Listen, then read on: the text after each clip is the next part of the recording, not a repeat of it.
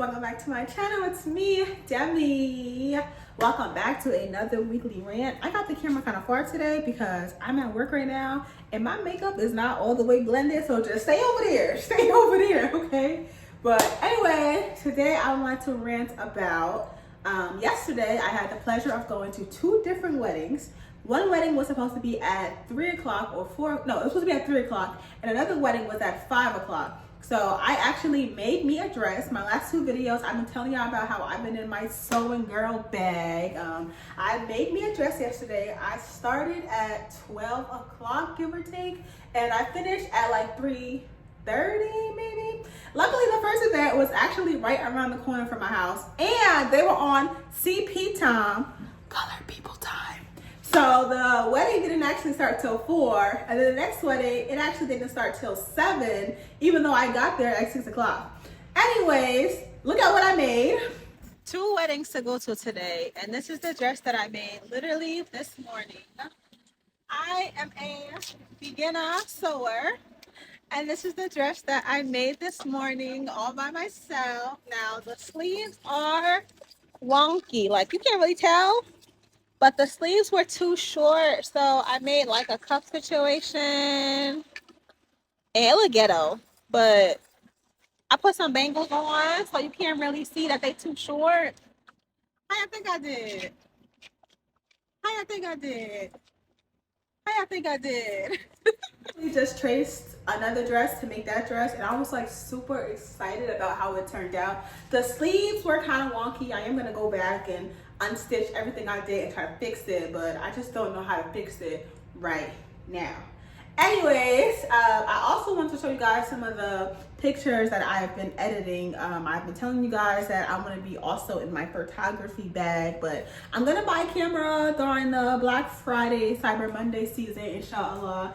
But I have been working on my post-production skills. So I've been using a lot of Photoshop, a lot of Lightroom. And here are some of the pictures that I edited, because my edits be really snapping. Like by the time I get my camera, like my photography career is going to be going and booming if I can get the clientele or whatever. But here are some of my favorite edits that I did within like the past week or two.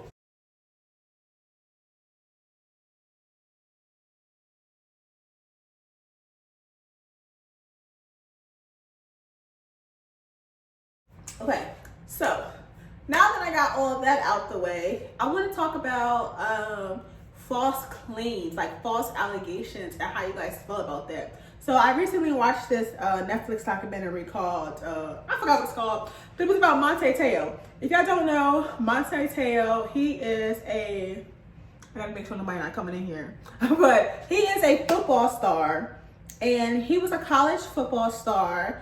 And he had this girlfriend that was like overseas or somewhere far, something like that. And they would just communicate via text messaging, via emailing. They never like really FaceTime because she had all the excuses in the book. My phone broke, my camera broke, this broke, I'm not feeling well. Anyways, the catfish girl was actually a man who was like gay, who later turned out to be transsexual.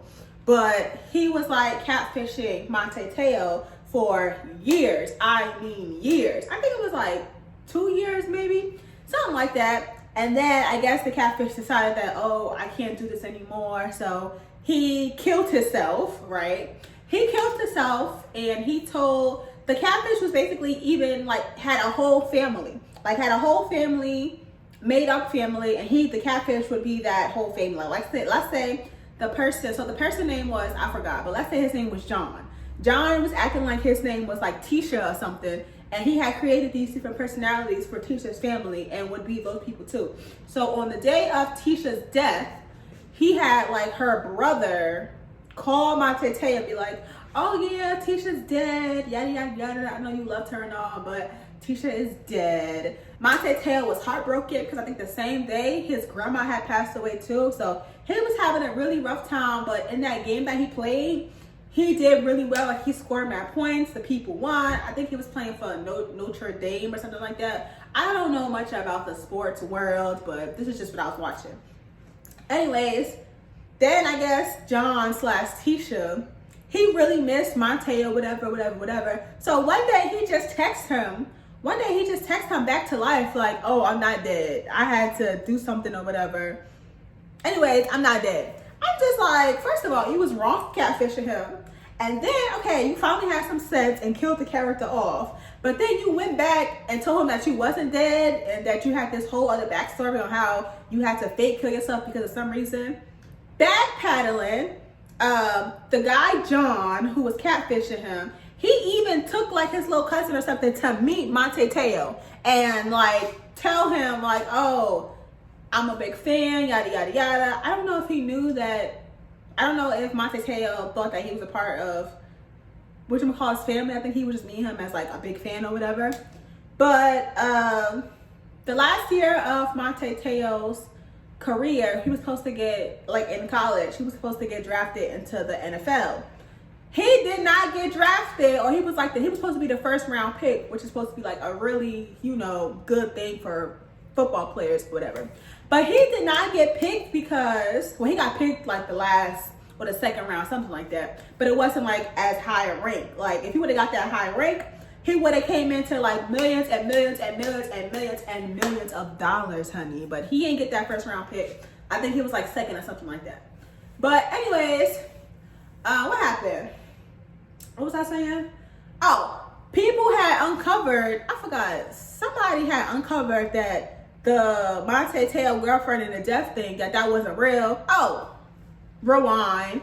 He also said, John said about Tisha that he had cancer, he had leukemia, he was in a car accident, he had mad stuff going on with him, okay?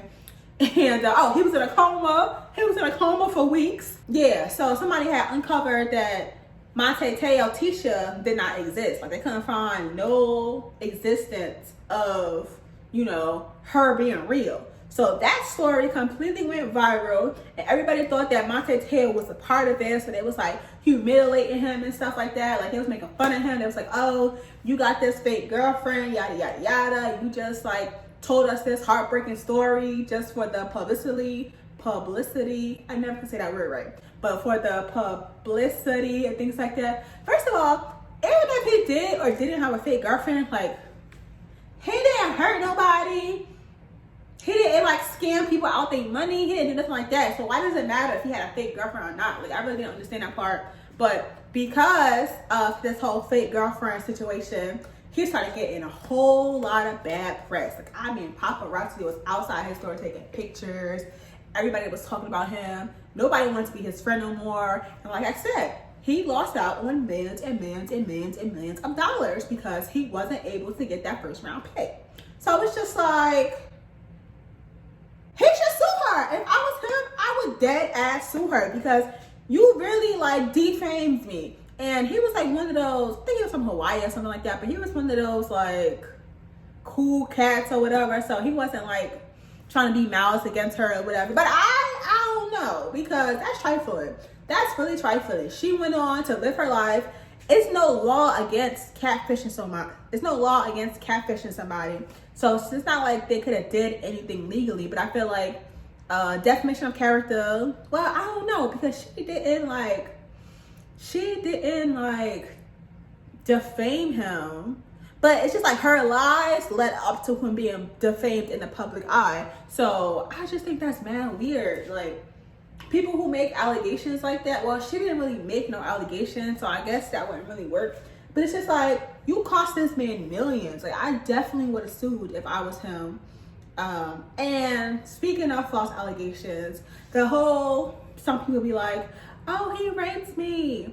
But then it turns out that he didn't rape her. Not completely different from this situation. This is like just me thinking about something else. Like he never had like sexual intercourse with her at all. But it's just like people who say somebody raped them when they really didn't, and that attaching rape to that person's name. It's just like every time they Google so-and-so, like Tom for example, some random name, that rape allegation is always gonna come up. And it's just like, dang.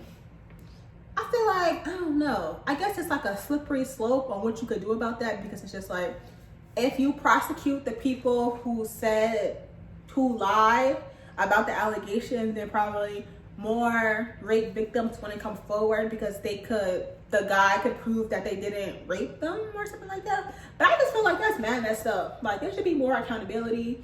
I feel like, I mean, there's no laws that goes against emotional distress. Emotional distress. You could definitely sue somebody for emotional distress. But I just feel like that was so messed up. Like, it was really messed up.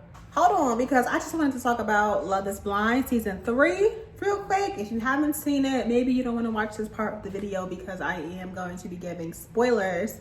But the first girl, dang, I don't really even know their names. The light-skinned girl with the curly hair, why was she doing jumping jacks while Bartise is sitting up here spilling out his whole like deepest trauma or whatever, and homegirl sitting up here doing jumping jacks? Ain't no way in the world you sitting up here trying to have a deep conversation with somebody and you over here doing jumping jacks. Like, why are you so rude? And so y'all know she ended up saying yes to SK. I don't think she really likes him. Like, I don't think she's like physically attracted to him, because it's just like when they got to Mexico or wherever the heck they got after they got, you know, got to see each other. First of all, when she first saw him, it was just like, hey, this is you. Like, I don't know. It was like a nervous kind of thing.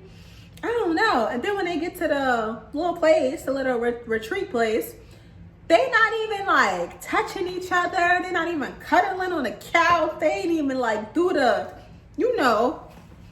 I don't think she really liked him, and I find her kind of annoying. And then there's this another couple. Oh my gosh.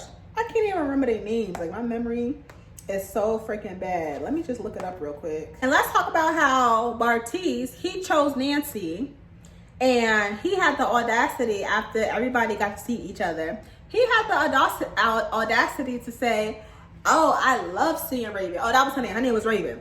I love seeing Raven. She was looking so good in that tight dress, you know. You and her, y'all was like my number twos, and she was just looking so good. Like, boy, if you don't get it, first of all, like the whole show, they like talked to each other for like 5 weeks, something like that, and then decide they want to get married first. How are you this comfortable with me to tell me that you saw another girl and you thought she was fine, and you thought that she was on the same level as me? Like, are you dumb? Are you dumb? Are you really freaking dumb? Like, you just gotta be dumb. Like, I don't understand why he thought that was okay to tell her that. Like, and Netflix know they wrong for only releasing half the season, and then the rest of the season comes out October 26th or something like that. This is the era of binge watching. You need to release the whole thing at one time so we can see what's going on. Okay, that's all I'm gonna say for now, just because I can't remember none of the couples' names. But maybe next week when I do my weekly rant, I'll have all the information and we can talk about it some more. But yeah, thank you guys so much for watching my rant. Don't forget to subscribe to my channel if you're new around here, because homies support homies. And if you've been here for a while, hey homies, I have a Shein haul coming up. I might film it today, I might film it tomorrow, I don't know. Oh, also my surgery. Y'all know I have skin cancer and all of that. I'm supposed to be having a surgery this up and coming Thursday. Yeah, so make sure y'all keep me in y'all prayers, y'all du'as. They're gonna actually, like, I'm gonna be under. Last time I had the surgery, I was awake for the whole thing, and I was probably out of commission for like 2 to 3 days. But this time they're gonna be doing a much wider cut, a much deeper cut, so I am going to be going under general anesthesia, and I probably won't be at work for a while, so you guys probably won't see me like on Instagram or like any other social medias, but that's where I will be, so keep me in your prayers. I also forgot to tell y'all that when I had got the PET scan done for the cancer to see if it had spread, they had also found a tumor on my ovary. It's called a teratoma. And what a teratoma is basically a combination of different cells, and it's not cancerous, but they have to get that removed also. So I'm also supposed to be seeing the gynecologist sometime, I think like 2 weeks from now. I don't know, but that's all that's going on with me. I hope you guys are doing well. I hope you guys are doing dandy. Once again, thank you guys so much for watching this video, watching this weekly rant, and listen to me banter and rumble. Thank you guys so much, and I'll see you on the next one. Bye.